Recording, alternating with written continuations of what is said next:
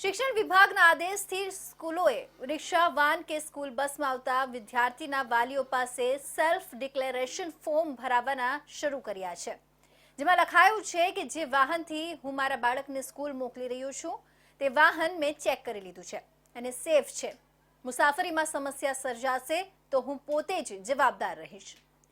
ડીઈઓના પરિપત્રમાં લખાયું છે કે સ્કૂલ વાહનો સાથે કોઈ દુર્ઘટના કે જાનહાનિ સર્જાય તો એની જવાબદારી સ્કૂલ કે સર્વ શિક્ષા અભિયાન કચેરીની રહેશે નહીં. વાલી વળતર માંગી શકશે નહીં. વાલીઓની બાંહેધરી લેવાની રહેશે, જેથી સ્કૂલોએ ડિક્લેરેશન ફોર્મ ભરાવી વાલીની સહી, ફોટો, બાળક અને વાહન ચાલકનો ફોટો 14 જૂન પહેલા જમા કરાવવાનું શરૂ કર્યું છે. પહેલા આટલી બાબતો વાલીઓએ ચેક કરવી પડશે, જેમાં વાહનોએ નિયમિત ફિટનેસ ટેસ્ટ કરાવવો જોઈએ અને ટ્રાન્સપોર્ટ ડિપાર્ટમેન્ટમાં નોંધણી કરાવી છે કે નહીં તે વાલીઓએ જોવું પડશે. વાહનોમાં સ્પીડ કંટ્રોલર, જીપીઆરએસ ડિવાઇસ, અગ્નિશામક, ફર્સ્ટ એડ બોક્સ અને સીસીટીવી કેમેરા લાગેલા હોવા જોઈએ. ડ્રાઈવરોની યોગ્ય તાલીમ આવશ્યક છે કે નહીં તે તપાસવી જોઈએ. સીએનજી વાહનોમાં ગેસ ટાંકી અને વાહનનું ફિટનેસનું પ્રમાણપત્ર હોવું જોઈએ. આરટીઓ પ્રમાણે 12 વર્ષથી નાના 6 વિદ્યાર્થીઓ રિક્ષામાં અને 12 વિદ્યાર્થીઓ વાનમાં બેસાડી શકાશે. 12 વર્ષથી મોટા હોય તો મહત્તમ 3 વિદ્યાર્થી રિક્ષામાં અને 6 વિદ્યાર્થી વાનમાં બેસાડી શકાશે. વિગતો ચેક કર્યા પછી સ્કૂલે આપેલું આ સંમતિપત્ર વાલીએ ભરવું પડશે. હું પ્રાઇમરી સ્કૂલ સુરતમાં ધોરણમાં અભ્યાસ કરતા નામ વાલી આ સાથે અહીં ખાતરી આપું છું કે મેં ટ્રાન્સપોર્ટેશન અને સલામતી સંબંધિત તમામ ગાઈડલાઇન્સ વાંચી છે. ટ્રાન્સપોર્ટેશન વ્યવસ્થા માટે હું પોતે સંપૂર્ણપણે જવાબદાર રહીશ અને આ સાથે મારા બાળકની સલામતી સુનિશ્ચિત કરવા વિગતો સબમિટ કરીશ. હું ખાતરી આપું છું કે મેં ક્રોસ ચેક અને ખાતરી કરી છે કે વાહનના માલિક અથવા ડ્રાઈવર પાસે આરટીઓના નિયમો મુજબની જરૂરી પરમિટ છે. હું એ પણ જાહેર કરું છું કે મારા બાળકને લઈ જતું આવતું વાહન વ્યવહાર વિભાગે જારી કરેલી તમામ માર્ગદર્શિકાનું પાલન કરે છે. હવે સ્કૂલમાં હવે એને બધી જવાબદારીઓ અમારા પેરેન્ટ્સ ઉપર છોડી દીધી છે. તો પેરેન્ટ્સ તો સ્કૂલ અને વેનના ભરોસે સ્કૂલે મોકલે છે, તો અમે તો અહીંયાથી મોકલી દઈએ છીએ, વેનમાં બેસાડી દઈએ છીએ. પણ વચ્ચે અમારા બાળકને કાંઈક થાય તો એની જવાબદારી કોના ઉપર? વાલી કાલ સવારે કંઈ થાય તો કોના ઉપર છોડે? કેમ કે સ્કૂલ તો જો આવી રીતના પ્રમાણપત્ર બહાર પાડી દીધું તો અમે સાઇન કરીએ એટલે કાંઈ થાય તો એ લોકો તો હાથ ઊંચા કરી દે. તો અમારું એવું કહેવાનું છે કે બધા ઇક્વલી રિસ્પોન્સિબિલિટી લે, ડ્રાઈવરની બી, સ્કૂલ પ્રિન્સિપાલની, સ્કૂલ ચેરિટીની બી અને વાલીની બી. અમે એવું નથી કહેતા કે અમે જવાબદારી નથી લેવા માંગતા, પણ ઇક્વલ બધા બી જવાબદારી લે. વધુમાં આ પિતાની વિગતો, માતાની વિગતો, નામ, સરનામું, મોબાઈલ નંબર અને સહી સહિત આ સંમતિપત્ર વાલીએ ભરવું પડશે. તો શહેરની નવી સિવિલ હોસ્પિટલમાં એક જ દિવસમાં 3 સફળ સર્જરી કરવામાં આવી છે. જન્મથી મૂકબધિર 3 બાળકો પર કોન્ક્લિયર ઇમ્પ્લાન્ટની સફળ સર્જરી કરવામાં આવી છે. કોન્ક્લિયર ઇમ્પ્લાન્ટની સફળ સર્જરી થતા 3 માસૂમોને શ્રવણ અને વાક શક્તિની અનમોલ ભેટ મળી છે. પરિવારે તબીબોનો પણ આભાર માન્યો હતો, જેમણે કલાકોનો સમય ખર્ચીને આ ઓપરેશનને સફળ બનાવ્યું છે. કોન્ક્લિયર ઇમ્પ્લાન્ટ સર્જરીમાં સ્ક્રીનિંગ ટેસ્ટ, ઓપરેશન, વેક્સિનેશન તેમજ રિહેબિલિટેશનનો સમાવેશ થાય છે. આ તમામનો કુલ ખર્ચ ₹12 લાખ જેટલો થવા જાય છે. આ સર્જરી સરકારી હોસ્પિટલમાં નિઃશુલ્ક કરવામાં આવી છે. 3 પરિવારોને મોટી આર્થિક રાહત સાથે તેમના બાળકોને નવી જિંદગી મળી છે. સુરત સિવિલ હોસ્પિટલમાં એક જ દિવસમાં જન્મથી મૂકબધિર 3 બાળકોની એક જ દિવસે સફળ કોક્યુલિયર ઇમ્પ્લાન્ટ સર્જરી કરાઈ હતી. આ બાળકોના પરિવારજનોએ દેવદૂત સમાન તબીબોની જહેમતથી સફળ ઓપરેશન કરવામાં આવ્યું છે. સુખની નવી દુનિયા મળી ગઈ હોવાનું જણાવી પરિવારે આભારની લાગણી વ્યક્ત કરી હતી. આ સર્જરી સુરત સિવિલના નિષ્ણાંત તબીબોએ કરી છે. સુરત સિવિલ હોસ્પિટલમાં એક જ દિવસમાં જન્મથી મૂકબધિર 3 બાળકોની કોક્લિયર ઇમ્પ્લાન્ટની આ સર્જરી કરવામાં આવી હતી. 4 થી 6 વર્ષના 3 મૂકબધિર બાળકોને કોન્ક્લિયર ઇમ્પ્લાન્ટ સફળ થવાની, સાંભળવાની અને બોલવા સાથેની નવી જિંદગીની ભેટ મળી છે. આ ઓપરેશન ખર્ચ ખાનગી હોસ્પિટલમાં 8 થી 10 લાખ રૂપિયામાં થાય છે, જ્યારે સરકારી હોસ્પિટલોમાં નિષ્ણાંતો દ્વારા નિઃશુલ્ક સારવાર થાય છે. જન્મથી મૂકબધિર 4 બાળકોના પરિવારો માટે આશાનું કિરણ બનીને આવ્યો છે. આ બાળકોના પરિવારજનોએ તબીબોની જહેમતથી સફળ ઓપરેશન થતા સુખની નવી દુનિયા મળી ગઈ હોવાનું જણાવી પરિવારોએ આભારની લાગણી વ્યક્ત કરી હતી. અમારા પાસે આ 3 બાળકો જે રિસેન્ટલી સીઆઈ સર્જરી માટે ઓપરેટ થયા છે એ કરીબ 6 મહિના પહેલા આવ્યા હતા. 3 બાળકો જન્મજાત બહેરા મૂંગા છે. એ લોકોને પ્રી સીઆઈ જે ઇવેલ્યુએશન બધા થતા હોય એ બધું સચોટતાથી કરીને એના પછી એમને સીઆઈ માટે ફિટ કરેલા અને એ પછી સીઆઈ ઓપરેશન થયું છે.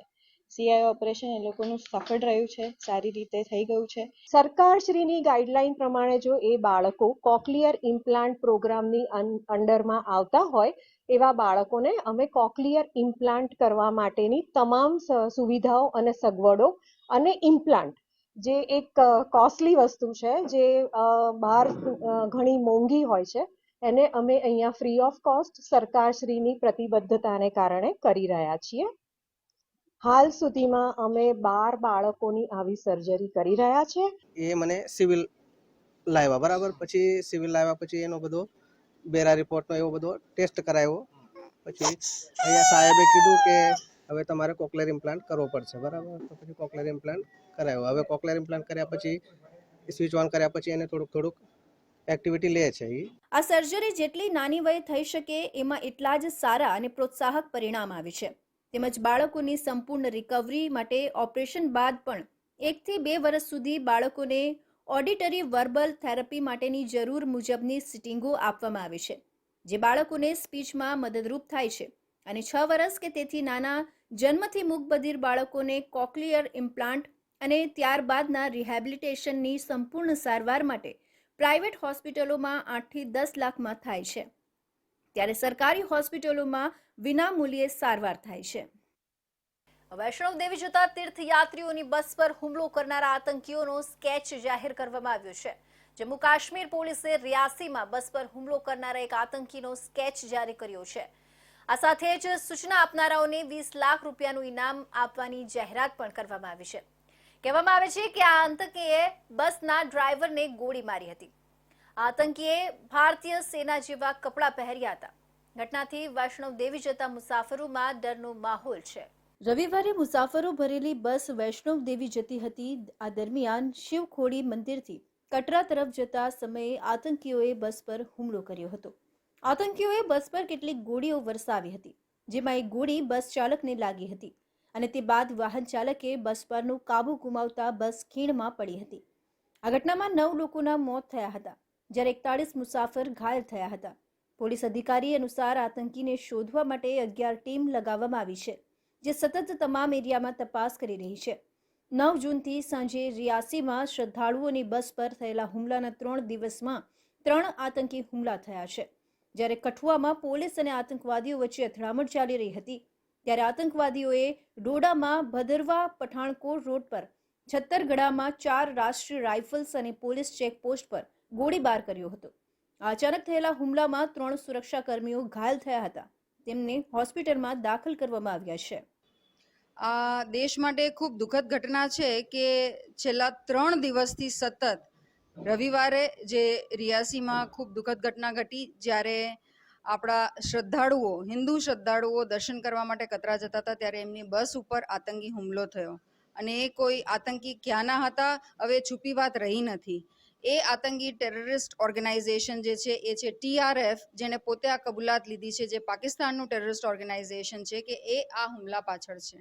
અને એ હુમલામાં આપણા 10 હિન્દુ શ્રદ્ધાળુઓ અનફોર્ચ્યુનેટલી એમના અંતિમ શ્વાસ લીધા એમને ત્યાં. એ સાથે સાથે એ બસના ડ્રાઈવર, એ બસના કંડક્ટરે પણ પોતાની જાન ગવાઈ.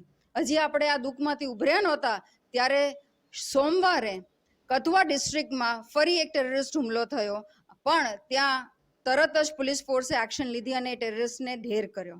આ પહેલા 9 જૂન રવિવારના રોજ સાંજે 6:15 વાગ્યે રિયાસીમાં વૈષ્ણવ દેવી ભક્તોને લઈ જતી બસ પર આતંકવાદીઓએ હુમલો કર્યો હતો, જેમાં 10 લોકોના મોત થયા હતા, જ્યારે 41 લોકો ઘાયલ થયા હતા. બસ શિવખોડીથી કટરા જઈ રહી હતી. બસે કંદા વિસ્તારમાં વળાંક લીધો કે તરત જ અચાનક ગોળીબાર શરૂ થઈ ગયો. હુમલામાં ડ્રાઈવરને ગોળી વાગતા તેણે બસ પરનો કાબુ ગુમાવ્યો હતો, જેના કારણે બસ ખીણમાં પડી ગઈ હતી. બસ ખાઈમાં પડી તે પહેલા આતંકવાદીઓએ 25થી 30 ગોળીઓ વરસાવી હતી. આ ગોળીબાર લગભગ 20 મિનિટ સુધી ચાલ્યો હતો. સુરત મ્યુનિસિપલ કોર્પોરેશન દ્વારા સુરત શહેરની અંદર અગાઉ અનેક હિન્દુ મંદિરોને તોડી પાડવામાં આવ્યા છે અને વર્તમાનમાં પણ તખલગી વિકાસના નામ પર અસંખ્ય હિન્દુ મંદિરોને તોડી પાડવા માટેની નોટિસો પાઠવવામાં આવી હતી. શું વિકાસ માટે સનાતન હિન્દુ મંદિરો જ અડચણરૂપ થઈ રહ્યા છે? શું સુરત શહેરમાં ઠેર ઠેર ગેરકાયદેસર મજારો અને મસ્જિદો ઊભી છે, તેમજ મજારો દિવસે ને દિવસે વિસ્તરી રહી છે, ડેવલપ થઈ રહી છે, તો શું આ આંધળા અને ગાંડા થઈ રહેલા વિકાસને દેખાતું નથી? સુરત શહેરમાં ચાલી રહેલા ઓવરબ્રિજો તથા મેટ્રોના કામમાં આ તગલકી શાસનને હિન્દુ મંદિરો જ અડચણરૂપ કેમ થઈ રહ્યા છે?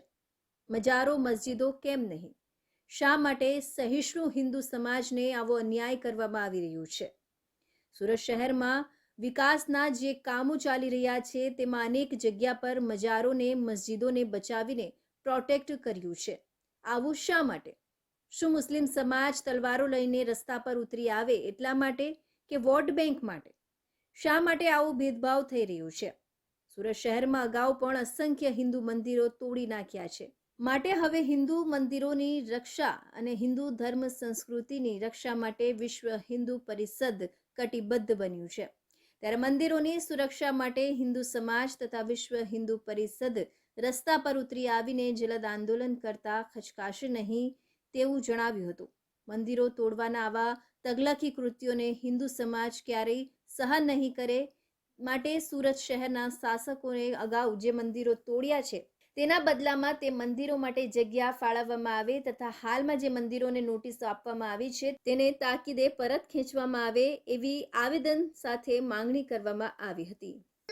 सूरत शहर में जिस तरह से हिंदू मंदिरों को तोड़ने की जो नोटिस दी गई है उसके विरोध में हम कलेक्टर साहब को विनती करने के लिए आए हुए हैं कि जिस मंदिरों को जो संस्कार का सिंचन करती है वो मंदिरों की तोड़ने की बात भी न करें और जिस तरह से मंदिरों का जो पुनरुत्थान करना चाहिए वही मंदिर तोड़ने की बात करते हैं तो जो आने वाले दिनों में जो मंदिर तोड़ने की बात करेंगे, मंदिर तोड़ेंगे तो पूरा हिंदू समाज मठ मंदिर के अध्यक्षों सभी रोड पर आएंगे और उसको जिस भाषा में जवाब देना पड़ेगा उस भाषा में जवाब देने के लिए हम तैयार रहेंगे.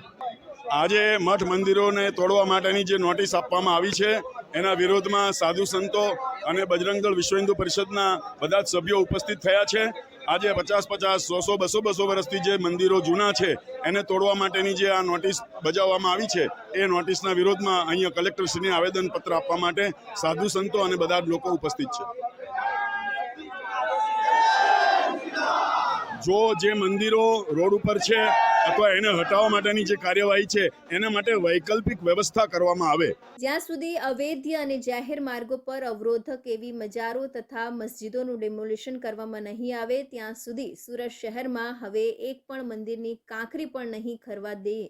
તેના માટે વિશ્વ હિન્દુ પરિષદ સમગ્ર હિન્દુ સમાજને સાથે લઈને ઉગ્ર આંદોલન કરશે અને ન્યાયિક માંગણીને ધ્યાનમાં લઈને હિન્દુ સમાજ માટે ન્યાયોચિત કાર્યવાહી કરવા વિશ્વ હિન્દુ પરિષદ સુરત વિભાગ દ્વારા આવેદનપત્ર પાઠવવામાં આવ્યું હતું. સુરત મહાનગરપાલિકા સંચાલક સ્મીમેર હોસ્પિટલ ફરી ચર્ચામાં છે. હોસ્પિટલની કોલેજની હોસ્ટેલમાં થાઈ ગર્લને લાવવાના મામલે ફજેતો થયો છે. રેસિડેન્ટ તબીબ સામે આ મામલામાં આક્ષેપો થયા છે, જેને લઈને પાલિકાની કાયદા સમિતિ દ્વારા હવે તપાસનો ધમધમાટ શરૂ કરવામાં આવ્યો છે, જેનો રિપોર્ટ આપવામાં આવ્યો છે. રેસિડેન્ટ ડોક્ટર રિત્વિજ દરજી સામે પગલાં લેવાઈ શકે છે. સ્મીમેર મેડિકલ કોલેજમાં ડોક્ટર રિત્વિજ દરજીના રંગરેલિયા મનાવતા પ્રકરણમાં તપાસ સમિતિ દ્વારા રિપોર્ટ તૈયાર કરી દેવામાં આવ્યો છે. તપાસ સમિતિમાં કુલ 5 સભ્યોની નિમણૂક કરવામાં આવી હતી. તેમના દ્વારા અલગ અલગ વ્યક્તિઓના નિવેદન લેવામાં આવ્યા છે. વોર્ડન, રેક્ટર, સિક્યુરિટી ગાર્ડ તેમજ અન્ય લોકો સાથે પણ વાતચીત કરવામાં આવી છે. જેટલા પણ દસ્તાવેજો સામે પુરાવા તરીકે આવ્યા છે તે તમામનો અભ્યાસ પણ કરી લેવામાં આવ્યો છે. રિત્વિજ દરજીના ભૂતકાળમાં કરેલા કૃત્યોને પણ ધ્યાનમાં રાખવામાં આવશે. તપાસ સમિતિ દ્વારા નાનામાં નાની વાતને ઊંડાણપૂર્વક તપાસીને રિપોર્ટ તૈયાર કરી દીધો છે અને કમિશનરને સોંપી દીધો છે. તપાસ સમિતિ દ્વારા આપવામાં આવેલા રિપોર્ટનો અભ્યાસ કરવામાં આવશે અને ત્યારબાદ રિત્વિજ દરજી સામે કાર્યવાહી કરવામાં આવશે. મળતી માહિતી મુજબ જે પ્રકારના એવિડન્સ અને નિવેદનો મળ્યા છે તે જોતા રેસિડેન્ટ ડોક્ટર ઋત્વિજ દરજી પણ એક્શન લેવાય તેવી પૂર્ણ શક્યતાઓ દેખાઈ રહી છે. ગત શનિવારની મોડી રાત્રે સ્મીમેર હોસ્પિટલના કોલેજ કેમ્પસમાં આવેલી હોસ્ટેલમાં એક રેસિડેન્ટ ડોક્ટર દ્વારા કથિત રીતે રંગરેલિયા મનાવવા માટે થાઈ ગર્લને બોલાવવામાં આવી હતી. જોકે ત્યારે કોઈ કારણસર તેની સાથે ઝઘડો થતા રેસિડેન્ટ ડોક્ટરે થાઈ ગર્લને તમાચો મારી દીધો હતો, જેને લઈને અસ્તવ્યસ્ત હાલતમાં થાઈ ગર્લ હોસ્ટેલના રૂમમાંથી ભાગી ગઈ હતી, જેને લઈને આખો મામલો તંત્રની સામે આવ્યો હતો. પાલિકા દ્વારા આ આખા મામલે કાયદા સમિતિ બનાવવામાં આવી છે. આ સાથે જ પાલિકા કમિશનરે પણ નોટિસ પાઠવી 1 દિવસમાં રિપોર્ટ આપવા આદેશ કર્યો હતો, જેથી સવારથી જ કાયદા સમિતિના 5 સભ્યો સ્મીમેર હોસ્પિટલ ખાતે પહોંચી ગયા હતા. ત્યારબાદ એક બાદ એક નિવેદન લેવાની શરૂઆત કરી હતી. રિપોર્ટ સોંપી દેવામાં આવ્યો છે. અત્રે ઉલ્લેખનીય છે કે સરસ્વતીના ધામ ના આબરૂના ધજાગરા ઉડાડવાની આ ઘટનામાં દાખલો બેસે તેવા પગલાં ભરવાને બદલે પ્રશાસને સમગ્ર પ્રકરણને દબાવી દેવા માટે એડીચોટીનું જોર લગાવ્યું હતું. કોલેજ કેમ્પસના સીસીટીવી કેમેરામાં સમગ્ર કાંડ થયો છે. પાલિકાના ઉચ્ચ અધિકારીઓ પણ આ દિશામાં તપાસ કરાવે તો મેડિકલ કોલેજમાં ચાલતા ગોરખ ધંધાની પોલ ઉઘાડી પડે તેમ છે. હાલ તો મેડિકલ કોલેજના ડીન દીપક હોવલે દ્વારા તપાસના આદેશ આપવામાં આવ્યા છે.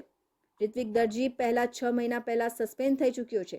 હાલ તે ઓર્થોના ફાઇનલ યરમાં અભ્યાસ કરી રહ્યો છે.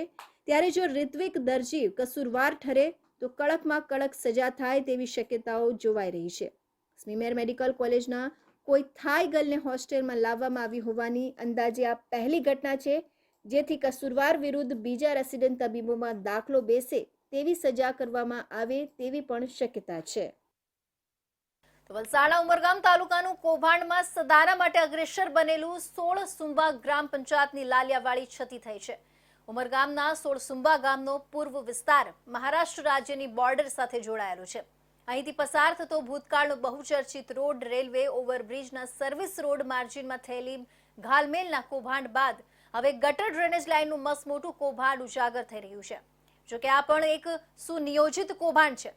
કહેવાય છે કે 16 સુંબા વિસ્તારની ગટર લાઇનને સર્વિસ રોડના કરોડો રૂપિયા ઠેકેદાર અને સરકારી અધિકારીની ટોળકી ચાઉ કરી ગઈ છે. હાલમાં સામાન્ય વરસાદ થતાં જ 16 સુંબા પૂર્વ વિસ્તારના રોડ રેલવે ઓવરબ્રિજ નીચે શાકભાજી, ફળ, ખાણીપીણીની લારી ગલ્લા લગાવી ધંધો કરતા લોકો ગંદકીથી ખદબદતી ગટરના ગંધાતા પાણી તથા કાદવ કીચડમાં રહી ધંધો કરી આમ પ્રજાના આરોગ્ય સાથે ચેડા કરી રહ્યા છે. આ વિસ્તારમાં રહેતા બહુધા લોકો પરપ્રાંતમાંથી આવી વસ્યા છે. જ્યારે મહારાષ્ટ્ર રાજ્યના તલાસરી તાલુકામાંથી ઉમરગામ જીઆઈડીસીમાં રોજીરોટી માટે અસંખ્ય લોકો આવે છે, જેઓએ મજબૂરીમાં સદર શાકભાજી, ફળ, ખાણીપીણીની લારી ગલ્લા લગાવી ધંધો કરતા લોકો પાસે જવું પડતું હોય છે. આ વિસ્તારની જગ્યાએ ખુલ્લી ગટરના ગંધાતા કૂવા જેવા ખાડામાંથી પાણી બહાર આવે છે. વળી ઓવરબ્રિજ નીચે કેટલાક પાથરણા તથા લારી ગલ્લાવાળાઓએ કચરા વગેરેનો ખડકલો કર્યો હોવાને કારણે આ વિસ્તારમાં નરકાગાર જેવી સ્થિતિ કરી છે, જેના લીધે ગંદકીની સાથે મચ્છરોનો ઉપદ્રવ પણ વધ્યો છે. આજુબાજુના રહીશ વિસ્તારોમાં રોગચાળો ફેલાવાની શક્યતા વધી છે. આવવા જવા માટે લોકોને ચાલવા માટે જગા નથી. આખો કિચડ છે, રિક્ષા આવવા જવા તકલીફ છે, દુકાનવાળાને તકલીફ છે, પછી કોઈ પબ્લિકને ચાલતું આવવાનો આમ રસ્તો નથી. તેનો નિકાલ ગ્રામ પંચાયતમાં તો કમ્પ્લેન કરેલી, કીધેલું બી, છતાં પણ કંઈ હજુ નિકાલ આવ્યો નથી. તેના માટે કંઈ કરે તો સારું ગ્રામ પંચાયત પોતાના તરફથી. આ જે માટી નાખી છે અને કીચડ એટલો વધી ગયો છે કે પાણીનો નિકાલ નથી. વરસાદની પાણી બધું જમા થાય છે ને એને લીધે બધી બીમારીઓ ફેલાય છે. એટલે પાણીનો નિકાલ કરે ને આ જે માટી નાખી છે અને માટી ઉપર કાંકરી નાખે તાકી કીચડ નહીં બને. એ મોટી સમસ્યા છે આ બાજુની. ગ્રામ પંચાયત પાથરણા તથા લારી ગલ્લાવાળાઓ પાસે બજાર કર ઉઘરાવતી હોવા છતાં દવાનો છંટકાવ કેમ નથી કરાવતી? વધુમાં જે પાથરણા તથા લારી ગલ્લાવાળાઓ કચરાનો ઢગ વગેરે સામાન ખડક્યો છે તેવા પર પંચાયત કેમ ઉચિત કાર્યવાહી કરતી નથી? શા કારણે અહીં ગટર યોજનાનું અમલીકરણ નથી થતું? વગેરે જેવા અનેક પ્રશ્નોનું નિવારણ તાકીદે પંચાયત લાવે તેવી ચર્ચા છે. તો સુરત મહાનગરપાલિકાના અધિકારીઓ એસીબીના હાથે ઝડપાવવાનો સિલસિલો હજી પણ યથાવત જોવા મળી રહ્યો છે. મ્યુનિસિપલ કમિશનરનો કોઈ પણ ભાગ અધિકારીઓ પર જોવા મળી રહ્યો નથી. કમિશનરની જાણે કોઈ પણ પ્રકારની ધાક ન હોય તે રીતે બેફામ બનીને ઉઘરાણી અને તોડપાણી કરતા અધિકારીઓ ઝડપાઈ રહ્યા છે. ત્યારે ઉધના સાઉથ ઝોન એના આકારણી વિભાગના 2 ક્લાર્કને એસીબીએ 35,000ની લાંચ લેતા ઝડપી પાડ્યા છે. કર્મચારીઓને ગેરકાયદેસર અને કાયદેસર કામ કરાવવાના પૈસા તો આપવા જ પડે છે, એ પ્રકારની છબી સુરત કોર્પોરેશનની બની રહી છે. રિક્વિઝિશનની કાર્યવાહી કરવાના આવેજ પેટે 35,000ની લાંચ માંગવામાં આવી હતી.